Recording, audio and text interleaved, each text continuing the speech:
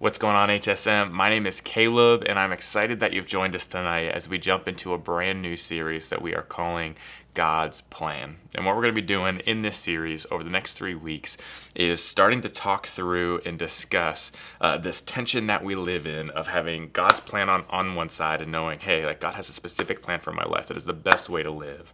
But then on the other hand, having our own plans as well and needing to consistently, day in and day out, choose God's plan over our own plans. And as we're in this series and over the next 3 weeks, what we're going to be doing is going right through the book of Jonah. And if you're not familiar with the book of Jonah, it's one of the little books at the end of the Old Testament. And we're going to be going right through that book, seeing how that tension is lived out in Jonah's life, and then learning what that means for us as well.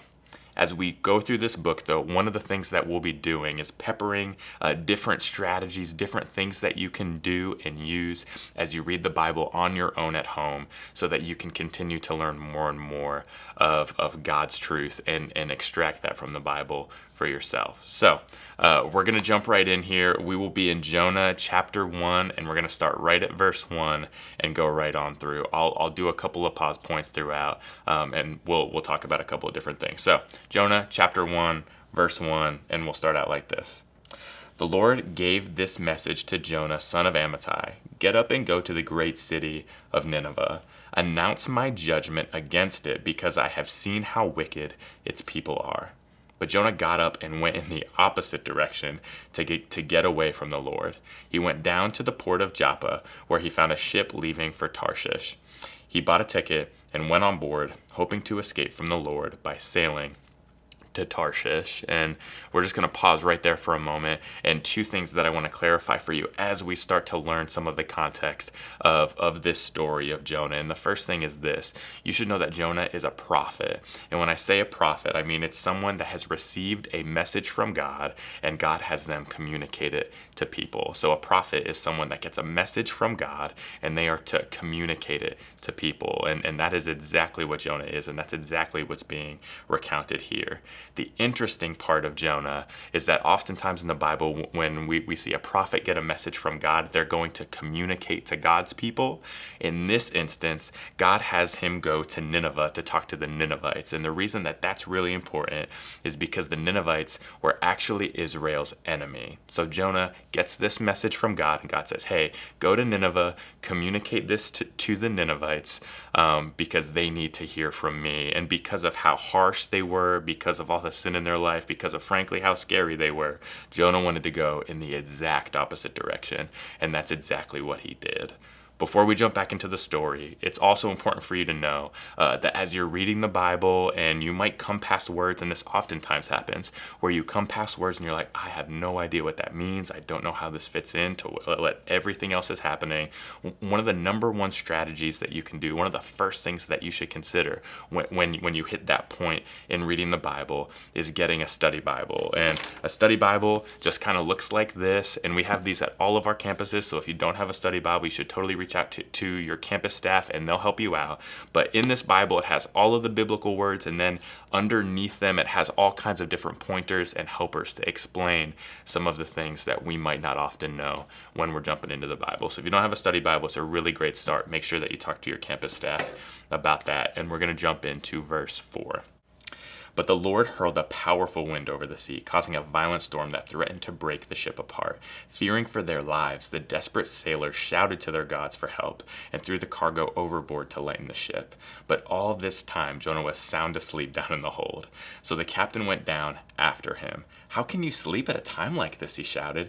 Get up and pray to your God. Maybe he will pay attention to us and spare our lives. Then the crew cast lots to see which of them had offended the gods and caused the terrible storm. When they did this, the lots identified Jonah as the culprit. Why has the awful storm come down on us? They demanded. Who are you? What is your line of work? What country are you from? What is your nationality? Jonah answered, I am a Hebrew, and I worship the Lord, the God of heaven, who made the sea and the land. The sailors were terrified when they heard this, for he had already told them that he was running away from the Lord. Oh, why did you do it? They groaned. And since the storm was getting worse all the time, they asked him, what should we do to stop this storm? Throw me into the sea, Jonah said, and it will become calm again. I know that this terrible storm is my fault. And it continues for a couple more verses in throughout Jonah chapter 1. And the guys on the ship are talking about it, and they're like, I don't feel good about throwing him overboard. I don't totally know what to do. And Jonah sticks to his guns. They throw him overboard, and in an instant, the storm immediately calms. And all of these guys that are on the ship who are worshiping other gods that aren't the God of the Bible immediately start to pray to the God of the Bible, the God that we worship. And then a fish comes up and swallows Jonah, and that is how chapter 1 ends. And there's so many different things that we can pull from chapter 1, and there's so many things that we'll be pulling throughout the entire book. But one of the things that I want you to hear today is this: running from God hurts us, not him. Running from God hurts us, not him.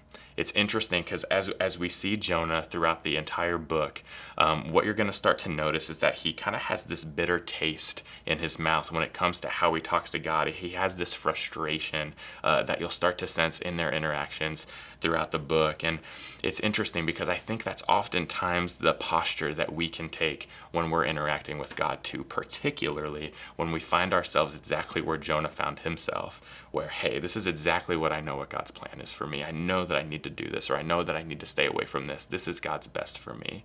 But then I have this. This is what I actually want to do on this side. And when we find ourselves in that tension and we're turning towards our plan instead of God's plan, it's so easy for that frustration to build. It's so easy for that bitterness to build in us. And it's so important for us to know that God's plan is the best plan for us. God's plan is better than any plan that we can possibly conceive or possibly think up. And when we hear God's plan and it's something that we don't want to hear, it's so easy for us to look at him like he's up there just trying to tell us to do things that are frustrating, or he's just up there making rules that don't make a lot of sense. And that's not the case at all. If God is guiding us somewhere, that is the best place for us to possibly be. And when we start to deviate from God's plan, when we start to deviate from the plan that he has for our lives, it hurts us. It doesn't hurt God. The second thing that I want you to hear is that God gives us chances to follow his plan. God gives us chances to follow his plan. And it is so easy for us to just kind of wait around and hope that we're going to get some kind of like prophetic message from God, just like Jonah did. But the reality is that's not the primary way that we hear from God anymore. The primary way that we hear from God now is through the Bible. And it's easy for us to wait and just be like, hey, I have my paper and I have my pencil in front of me. God, if you can just lift this pencil and write the message of what I need to do on this paper, then I'll know exactly what to do. If you can send some kind of sign, if I could look to the sky and you can make this painstakingly clear, Father, then I'll consider doing it. But that's not oftentimes the way that God talks to us now. The primary way that God talks to us now is simply in having conversation with him. And the way that we have conversation with God is we listen to God through his word, and then we talk to him through prayer. We listen to God through his word, and then we talk to him through prayer. And then as we have these conversations with God, we start to know more about who God is. We start to know more about who we are. And then ultimately, we start to know more about what God's plan is for our life. So as you're sitting wherever you're at right now, and maybe we're talking about this and you're like, honestly, you're talking a whole lot about God's plan, but I don't even feel like I know exactly what God's plan is for me. Step number one is always starting to have those conversations with God where, again, you hear from God through his word, and then you talk to him through prayer. You hear from him through his word, and then you talk to him in prayer. And then as you start to hear, don't wait. Go. Take action. Don't just listen and then dismiss it. Don't listen and then run in the other way like Jonah did, but listen and actually take action. God gives us chances to follow his plan. God's giving you chances to follow his plan right where you are right now. And then the last thing that I want you to hear tonight is very simply this: God's plans always prevail. And what I want to do is even take a flashback to our last series. And for those of you that were here for that, what we did is we talked about the attributes of God. We talked about how God is holy and how God is just and that he's on our side and that he's victorious. And if you didn't get to see those talks, we have them online too. You can check those out. But knowing who God's character is, knowing what God's character is, knowing who God is, can give us confidence in his plan, that we can put our trust in him, that we can put our faith in him, and that truly God's plan is the best plan. God's plan is going to lead us to our best life and ultimately to our best eternity, because God's plans always prevail. So the last thing that I want to throw out to you, and I want you to start thinking about this as you head off to groups tonight, is this. In chapter 1 of Jonah, if we're going to boil it all the way down and say, hey, what happened in a nutshell? Jonah got a message from God, and he ran the other way. Jonah got a message from God, and he ran the other way.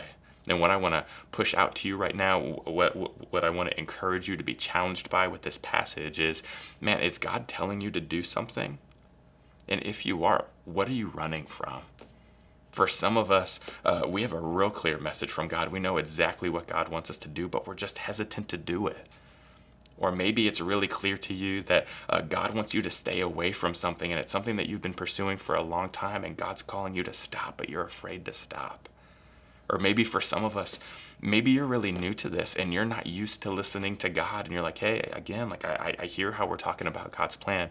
Maybe that first step for you is simply to listen to God, to start having those conversations with God where you learn who he is and how you start learning where his plan comes from. So as you head off to groups, what's God's plan for you? What are you hearing from God? And why are you running? Excited for you guys to go and talk about that in groups. Hope you have a great night.